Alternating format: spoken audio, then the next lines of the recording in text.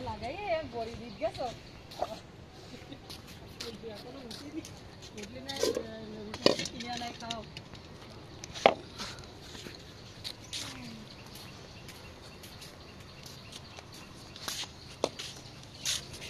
ক্ষীর পকাই দেনি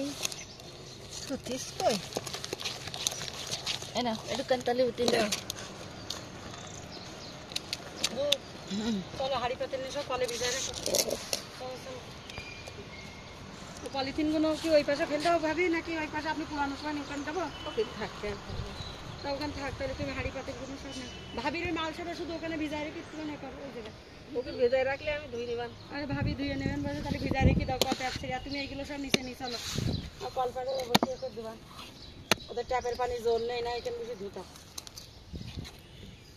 দড়ি ফাটালি বেশি ফাটালি বেশি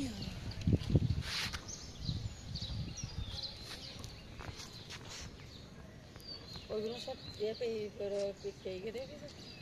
চাল করে গেছে